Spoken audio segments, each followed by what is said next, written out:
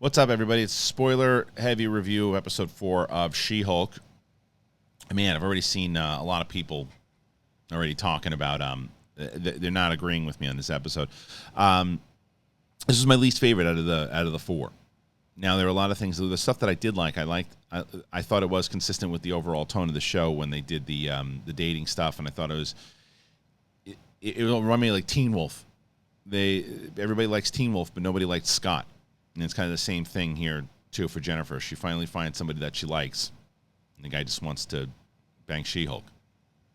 So that was it. But I think that her dealing with that and going through the dating world, understanding it, like I thought that all played really well.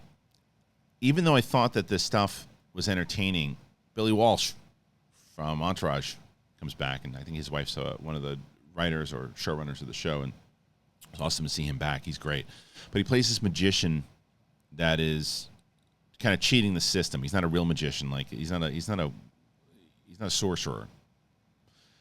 But he wants to keep his business going. So what does he do? He steals one of the things. And he's jetting people back and forth into different dimensions, and they got to get Wong involved. Which in theory, when you say that, it sounds fun, and it is, but like I thought the actress playing the drunk actress, she did it great, and I believe that she was drunk. This is where I start to go, okay, this is the goofy thing that I was probably not on board with from the beginning, right? Like, you know, when you start when you look at, I just watched Iron Man recently, and even Iron Man 2, when they're in the hearing setting, and Tony Stark is talking to Gary Shandling, and they're having these conversations, and he's throwing jokes, and Justin Hammer's in there, and they're throwing jokes throughout it, and there's definitely a comedic tone in there for times, but it still feels like legit, like it's an actual court case. This felt like a show, like a comedy show, and it's like the drunk girl's just appearing out of nowhere, and they're just letting people in, and it's just like this circus now, and it's like, okay, that's more on the Taika Waititi Thor: Love and Thunder that some people are definitely on board with. And it starts to lose me a little bit. The stuff with the dating and all that other stuff I was on board for, and I thought was fun.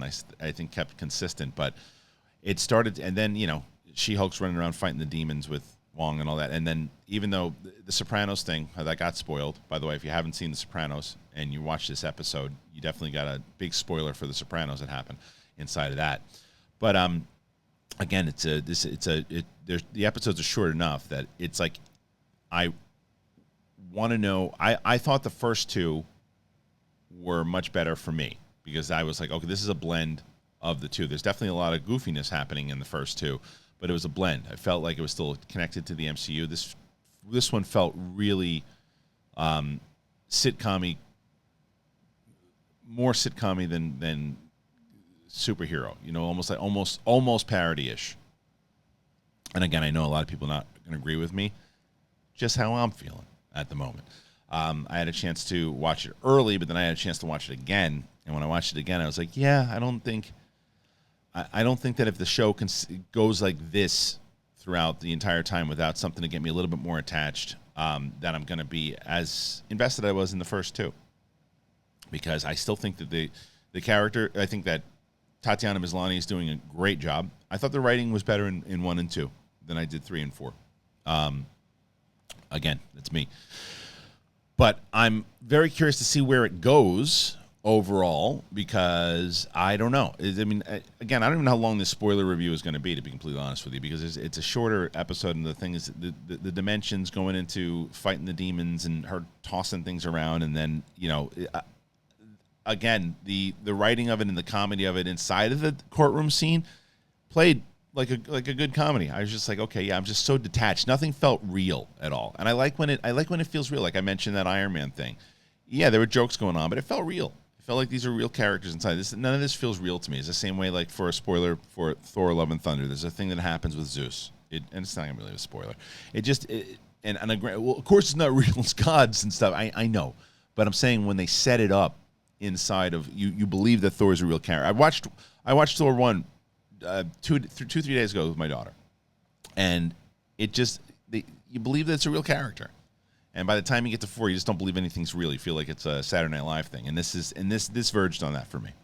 But can't wait for everybody to disagree with me. go ahead and have a blast. Again, I think the show can do a lot of great things. I think it has been. I think Tatiana Maslany has been great in this show so far. Looking forward to seeing what they do moving forward. But that's what I got. Brand new to the channel, subscribe to it. Short spoiler review today. We'll see what happens next week. Is Daredevil going to show up in this MF? We'll find out. Thanks, everybody. I appreciate you. It's the spoiler review of She-Hulk. Peace.